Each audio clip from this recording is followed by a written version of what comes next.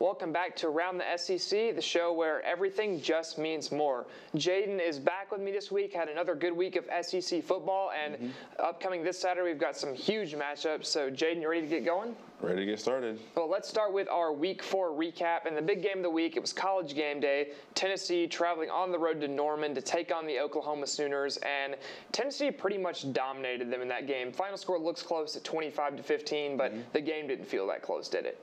I mean, it really didn't. I remember I watched like some of the highlights, and one of the highlights for the previews was the coach actually running through the stands and all that. Yeah. I found that pretty entertaining. But yeah, Tennessee dominated. Their quarterback was solid. You know, he was 62% from the field and one touchdown, 194 yards. So, pretty good game. Yeah, Iamaleava still looks good out there for Tennessee. Oklahoma had to go to a backup quarterback in Michael Hawkins Jr., not because Jackson Arnold got hurt, but because he's bad. Yeah. And we will see Hawkins start this week versus Auburn. I'll talk about him a little bit more later, but I will just say, very athletic. And the Tennessee run defense remains incredible, allowing not very many yards this Oklahoma team, just 36 on the ground. Yeah. Great day for the Tennessee run defense again. And this looks like one of the more complete teams in the conference right now, for sure. Yeah, I would agree with that. I got them ranked pretty high when it comes to my personal feelings on the SEC rankings. I mean, they're doing pretty good. They held them down to 15 at home too, which is honestly amazing.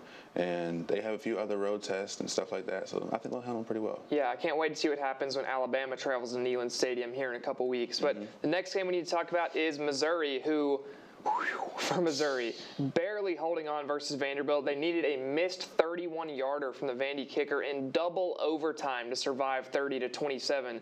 This is a Missouri team that a lot of people thought would be very solid coming in this year. I was very high on them especially. What do you think's wrong with Missouri right now? I want to say that their ranking got to their head. I mean, top 10, you know, going in against Vandy.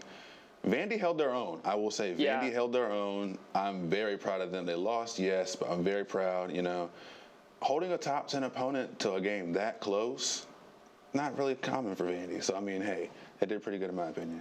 Yeah, Diego Pavia has this Vandy offense actually running really well right now. One of the better offenses that Vandy have seen since the Jay Cutler days. But this Missouri run game, I think, is going under the radar right now. Nate Noel had 199 on the ground in this one for Missouri, and really was the big reason they won this game. I know Brady Cook put up most of the touchdowns, but Nate Noel has really been a key for them on the ground this year, kind of like what you saw last year with Cody Schrader. And as far as Brady Cook goes, he's going to have to get it figured out soon because he's making some mistakes, he's missing some throws, and if this Missouri team wants to be as good as I think they can be, Cook needs to get it figured out.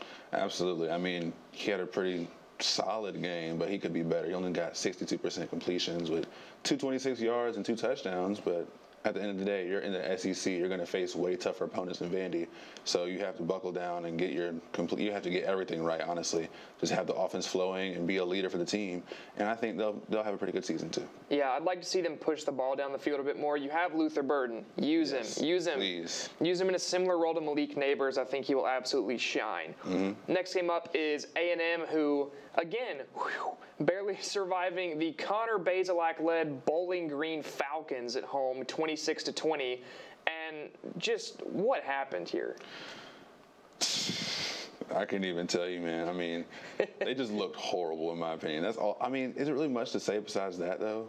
It's typical A&M being overrated, it feels like. I will say Marcel Reed, only his second start ever, so maybe that's part of it. Did throw for 173 and 2 touchdowns. And also, I don't think this is a terrible Bowling Green team, despite their 1-2 record. They've now taken both Penn State and A&M to the brink on pretty close together games. So I think this Bowling Green team is at least solid. Connor Bazelak, we saw him put up numbers at Missouri when he was there, so he is at least a solid player. Still, if you're A&M, you got to get this figured out because you're not going to be playing Florida and Bowling Green every week. Yeah. Then next up is, speaking of Florida, they went down to Starkville, Mississippi, and absolutely destroyed the Mississippi State Bulldogs. Does this cement Mississippi State as the worst team in the conference? Personally, I agree because I started the season, Florida looked horrible, embarrassed by Miami and all that at home and everything. But they turned it around. I mean, Graham Mertz went 90% That is, wow. 90% is crazy. 201 yards and 3 touchdowns. He had himself a day. I will say that. He had himself a day. Rushing was great as well. Receiving, everything was great. I mean, they were on one page. They were all a complete team. Yeah, this is the first time you've seen that from Florida this season, really playing a fairly complete game. The 21-point second quarter was big, and a guy I really liked what I saw is not just a watcher of SEC football, but as a Florida fan was what I saw from Aiden Mazzell in this game. Yeah. The freshman looked very, very good out there, and his best play of the game was called back due to a hold, but he broke about 6 tackles on one play, took it 50 yards to the end zone. So if you're a Florida fan, you see that, you see DJ Lagway. There is young talent on this team. It's just a matter of it really gelling. And as for Mississippi State, I think they're ready to hit the sim to next season button on the college football game at this point. I mean, yeah, I'd agree. You know, Blake didn't look too hot, only getting about 13 for 21. Only 1 touchdown in the entire game. I mean, you're going to need way more than that out of your quarterback if you want to make a good run in the SEC. Yeah, and then did go down with a season-ending injury as well. So it'll be Michael Van Buren Jr. for the rest of the season for the Bulldogs. Final game, though, on our Week 4 recap is one that had neither of us feeling very happy as Arkansas came into Jordan-Hare and knocked off Auburn 24-14. Jaden, what's wrong with the Auburn offense? What's right with it? Honestly, that's a better question at this point. What's right with it? I mean, in my recent years, I have not seen Auburn do great outside of maybe 8 wins one season. I mean, quarterback situation's always been a problem for us. Don't get me wrong. Hank Brown is a freshman. I understand you're young, you're going to make mistakes. But 3 interceptions, almost caught up with Peyton Thorne at 4. He himself threw 1, and he came in later. But he had 2 touchdowns, too. I'll give him that. He brought us back kind of close. But then Arkansas just took it away again and got themselves a touchdown. I mean, Taylon Green was lighting us up. On the run, everything. It's the same mobile quarterback problem Auburn has struggled to stop all year, whether it's Fernando Mendoza, Devin Dampier, now Taylon Green. Basically, if you have a mobile quarterback, they're going to give Auburn some issues. And guess who's coming into town this week? It's Michael Hawkins Jr. in Oklahoma. But the question I have for you is, as an Auburn fan, for the rest of the season, who would you like to see start at quarterback? Off of personal feelings, I want to see Walker White. Is that going to happen? Really? Probably not. Only because he's a true freshman. I would honestly redshirt him and have not waste this year of eligibility. Let's be real here. The season's kind of shot already. Yeah. It ain't going nowhere. So I would say give the more experienced guy his time. Let him start. It's kind of his way out anyway. But at the same time, give Hank Brown valuable reps. Let him get experience in SEC play because he ain't going to face it. He's only going to face it, from years to come now. Yeah. So you may as well start Hank Brown, Peyton Thorne, and give Hank Brown experience. Yeah, I think at this point, if you want to just maximize what your team can do, it's probably Peyton Thorne just by the extra experience. Hank Brown is going to struggle, and the defenses are only going to get better as you move through the schedule. And I think it's a little bit unfair to throw Hank Brown into that, especially when this Auburn defense has struggled at times too this season. But we'll see what happens. We'll see what decision Coach Hugh Freeze makes. But at least if you're Auburn, you have a great wideout in Keandre Lambert-Smith on the outside. Put up 5 for 156, 2 touchdowns. SEC Team of the Week. Great game from KLS. He was the reason I stayed, honestly. He was the reason I stayed. He had himself a day, SEC Team of the Week. What more can you say? Hey, he had 156 yards or 5 receptions. Yeah, pretty good average. Pretty great average, actually. 2 touchdowns, too. Hey, I can see why you made Team of the Week, but as long as he can keep this up, he'll keep us in games. I'll say that. He can keep us in games. Yeah, I completely agree with that. And it's great to see a receiver at Auburn that can actually get separation at all levels of the field, something I really don't think you've seen here since Darius Slayton. It's been that long. But I think that is it for our Week 4 recap. Let's move on now to our winner and loser of the week. Jaden, who is your winner of the week? Vandy.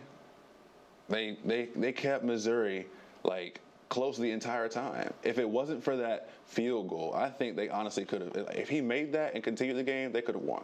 In my opinion, they could have won. I completely agree with that. I almost put Vandy as my winner of the week, honestly, but I decided to go with Florida instead. Part of this is the bias of being a Florida fan, but also I think this is about the only chance you'll get to see Florida in the Winners of the Week segment unless they manage to pull a crazy upset later in the year. This is the best this Florida team has looked under Billy Napier. You would say up there with the Utah game that they upset Utah. Actually looking cohesive, defense playing at least good enough, which is pretty much all you can ask for from this team. So I am going to give Florida a Winner of the Week, although I would say it was close between them, Tennessee, and Vanderbilt for me this week. But from the good to the bad, over to our Loser of the Week. Who is that going to be for you? And I think we have a feeling. Yeah, we all we all have a feeling. I will say it's Auburn. I mean, you've already dropped, 2 games now, Cal and Arkansas, and you still have yet to face Oklahoma, Georgia, Bama, Texas A&M. Not looking fun. It's not looking fun. The only guaranteed win I could even see, and at this point it's not even looking to be guaranteed, is ULM. Yeah. That's the only win. That's the only one I can see us getting from Don't here on sleep out. on General Booty and not. ULM. Do not. General Booty, I want to see a show from you, but at the same time, I want us to win. So yes, I will say Auburn's losing. Quarterbacks, all that. I mean, Auburn's looking pretty inconsistent in my opinion. I mean, some games like A&M. A&M was phenomenal, 73 points, second most in school history. And then you come out on Cal, 4 interceptions. Yeah. And then, of course, we win the next game, but we face Arkansas and completely blow it. So, I mean, we have to pick a side. Either be good, be bad. It's kind of bad for my heart, being inconsistent. Oh, yay, oh, no. Yeah. Can't do it no more. Back and forth feeling every week of that for sure. But my Loser of the Week is who's going to be taking on Auburn this weekend. It is the Oklahoma Sooners. This was really a chance for you to go, we are a good team. We deserve to be near the top of the SEC. We're not just here for the money. And you got embarrassed by Tennessee on your home field by the coach that won you a national championship as a quarterback. Just bad all around. The Oklahoma rushing offense from the running backs looks non-existent. They're being carried by the quarterback run game. And the offense as a whole just looks a little listless, honestly. It's like they're not quite sure what they're doing. And they're wasting an incredible defense, I will say. I think this is an amazing defense led by Danny Stutzman, Billy Bowman Jr. back there. It's just, you need the offense to do pretty much anything. It feels like we're talking about an upgraded Auburn almost with this Oklahoma team at this point in the year. But we'll see what happens when these two teams face each other later this week. But now it's time for a new segment on the show, and that is Power Rankings. We figured we got past the time of the year where overreactions are warranted, and so we wanted to give you guys our thoughts on who we think the best teams in the conference are right now. And let's start at number 1. It's the Texas Longhorns. Yes, Texas is looking phenomenal. Quinn Ewers, he was great, the first few weeks, but Arch Manning came in and he stepped up. I mean, I've seen all the running videos and everybody's like, oh, Manning shouldn't move like that, I completely agree. I mean, he's honestly shocked me, and I think that he will have a fighting chance when Quinn Ewers comes back. I still think they give the job back to Ewers, but Texas fans can sit and know that they are in very good hands if Ewers gets banged up again. Texas at 1, I think, is pretty easy so far. And number 2, I think, is easy as well. It's the Georgia Bulldogs. They looked great in week 1, smacking around Clemson, who's looked great since then. Yeah. And this Georgia team is so talented. Carson Beck is one of the top quarterbacks in the nation. Just such a talented team. They're at number 2 for us as well. So then, Jaden, who's at number 3? One team I don't want to mention right now. Alabama. I will say Alabama's number 3. Yeah, very, very talented team again. Jalen Milroe, such a fun tape study. If you haven't watched Jalen Milroe film, go do it. It's a lot of running. It's a lot of deep balls. It's a good time. At number 4, it's good old Rocky Top and the Tennessee Volunteers coming off the win at Oklahoma. That was the real test for them. It's their first real game of the season, you could say, because NC State looks awful right now. So I was very impressed by Tennessee. They are up to number 4 against right ahead of Joey Freshwater and the Ole Miss Rebels. Yes, Ole Miss, phenomenal. I mean, I can't really sit here and say much bad about them. They've had a couple mishaps here and there, but they're looking pretty good. Yeah. I'll give them a good 5 spot. It's just because the strength of schedule really for Ole Miss, why they're not higher. They haven't played anyone, but they're putting up 70 every week. So really, what more can you ask for them? Now, here is where Jaden and I started to differentiate a little bit. So who do you have at 6? 6, I have Arkansas. And I say that because I can't recall ever witnessing a game. I might have witnessed it, but I forgot because I don't like remembering Auburn's losses. But you blocked the 4th and 31 from your mind. It's just not there anymore. I was right there. I hated that. Oh my gosh. I was on the field. Oh, that's even worse. But all this to say, I can't recall when Auburn has ever lost. They have my lifetime, but it's been a long time since Auburn's lost, especially at home to Arkansas. Yeah. They showed up. They showed out. I was expecting not like a blowout, but like at least 10, 15-point win for us. Mm-hmm. No. 10-point win for them. It was horrible. I regret going. Honestly. I've been impressed with Arkansas as well so far this season. It's 6 for me. It's still Mizzou, though. I think this team is much more talented than what you're seeing on the field from them. So I have to believe that they'll turn this around. I think they're better than Oklahoma, better than LSU, better than Arkansas. So they stay in my 6th spot right now. Who's in your 7? My 7, I would have to go with Oklahoma. I mean, they're not looking pretty good. They're not the worst. But I would say they haven't reached that bottom 4 status yet. They might get there, they might not. It just depends on what they have going on, what they're going to do in practice and work on and all that. But that's where they are for me. I have Oklahoma my 7 as well, and if this team had any semblance of an offense, they would be knocking on the door of that top 5 for me. It's just you got to figure out how to move the ball before I move you up the list is how it works. Then in my 8th spot is Arkansas. I like this team a lot. Taylor Green, I think, is really improved from his time at Boise State to what you're seeing from him now. He can really move on the run. Andrew Armstrong is a great receiver out there. And then Jaquindon Jackson is the soul and heartbeat of this team in the backfield. Such a great running back. So I have Arkansas at 8. And who is going to round out your top half of the SEC? My top half is going to have to cut off with Vandy. Vandy, really? Vandy. I don't hate that. I would say maybe I would stick LSU or South Carolina up there before Vandy, but I don't hate it. We'll see what we can get from them later in the season. Yeah. I would say if they hadn't lost to Georgia State, I would be so down with that, but the Georgia State loss is not a good look, Vandy fans. But that is it for power rankings. It's just going to be the top half because you don't want to know where we rank Florida in regard to Mississippi State and Vandy and Kentucky and everyone else that's on that end of the conference. So Jaden has Vandy in the top half. So what do we know anyway? But it is time for our Week 5 picks. Got 4 for you this week. Starting off with the first game for Ole Miss as they welcome Kentucky to the Grove down there in Oxford. Who do you have? I have Ole Miss. I mean, they've shown to be a dominant team, and although Kentucky held their own with Georgia at home, but Ole Miss is hungry, and they want their first SEC win, and I can see that happening against Kentucky. Yeah, I'm taking Ole Miss as well. Just too much offense for Ole Miss. And I know Kentucky went wire to wire with Georgia, but that was a night game in Lexington. This is a not night game in Ole Miss. So Kentucky, you're in trouble. You got to figure out how to throw the ball if you want to compete in this game, and I don't think you know how. So give me the Rebels in that one. Then next up is a rivalry game. Arkansas taking on number 24 Texas A&M. That'll be played in Jerry World in Arlington, Texas. And who do you have for that one? Give me Texas A&M.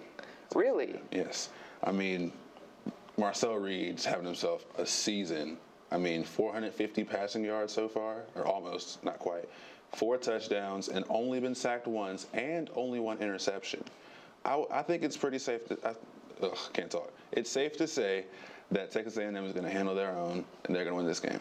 Well, I think Marcel Reed's played well as well, but Arkansas has a guy named Landon Jackson off the edge, and Texas A&M has not played a team with anyone like Landon Jackson so far. I think Landon Jackson gives Marcel Reed a long day. I think this Arkansas defense is very solid overall, and I think Taylor Green's going to be able to create versus this A&M defense. I like the matchup here for Arkansas, so give me the Hogs. Next up, we got the game here in Jordan-Hare Stadium later this week. It's number 21 Oklahoma coming in to take on Auburn. SEC Nation will be in town for that game. Yes, looking forward to that. Mm-hmm. So, who do you have, Tigers or Sooners? My heart will always say Tigers, no matter what. We could play, I don't know, Tom Brady and the Patriots, and I'll still say Auburn. What's the brain saying, though? The brain has to go Oklahoma here. I mean, we've been struggling all the way up to this point outside of game 1, and the competition only gets worse with pretty much the entire top 4 SEC teams in our upcoming schedule. So yeah, I don't see this happening for us. Yeah, I'm going Oklahoma as well. I think this is an awful matchup for Auburn, frankly. It's another highly mobile quarterback in Michael Hawkins Jr., former 3-star recruit out of Texas. Dude can fly, outran James Pierce for Tennessee on multiple occasions, and that takes a lot of speed to do. I was very impressed by him, even though his stat line wasn't anything overly crazy. I think Auburn's really going to struggle to contain him, especially missing Champ Anthony now. You're really going to have to ask a lot of Antonio Kite there out on the edge. I'll be curious to see if Hugh Freeze goes back to the only nickel corners out there scheme we ran against New Mexico State after the loss of Champ Anthony, but I still would love to see Kay and Lee on the field, in my opinion. But it is going to be Oklahoma for me as well. Also, this is the first time this season, shockingly, that we're going in as underdogs on favorites, Yeah. This is the first time, so it should have happened sooner, in my opinion. Should have happened, yes. Especially after Cal, but first time's always the worst. So yeah, we'll see what happens, though. We've been known to create some upsets in Jordan Hare before. See if it can happen again. Then finally, the massive game of the week. It is College Game Day. It's number 2 versus number 4. Georgia traveling to Tuscaloosa to take on Alabama. Who you got? I want to say Alabama. I mean, yes, Georgia's capable of beating Alabama, but they hadn't been there since 2020, and I can't escape all of the Georgia Hate Week stuff, all the random stuff about, we're going to do this, we're going to do that. I think that crowd is going to play a very large factor into it. It's going to be so packed out. Might have been sold out already, honestly. But yeah, give me Bama on that one. I'm taking Georgia. I'm taking Georgia to go into Bryant-Denny Stadium, Saban Field, and knock off Alabama. This comes down to the matchup versus Jalen Milroe. Jalen Milroe cannot throw over the middle of the field and does not like to throw outside. Really likes to get on the run a lot and loves to chuck it deep. The problem is Georgia's got Malachi Starks, and you cannot chuck it deep versus Malachi Starks. He will make you pay. He has deep speed. He can hang with pretty much anyone in this Alabama receiving core. This will be the first huge test for freshman Ryan Williams. I'm curious to see how he copes with that. You might see a little bit more Gurmy Bernard this weekend if you're Alabama. And Jam Miller, I know, has been very good this season so far, but this Georgia run D is a totally different animal to what you've faced previously this year. I just think Georgia matches up really well with Alabama. I like them to get this done. Yeah. But that is it for Around the SEC this week. Those are our picks for Week 5. Let us know if you agree, disagree. Let us know what you think about the power rankings as well. First time trying that out this year. But that is it for Jaden and I this week.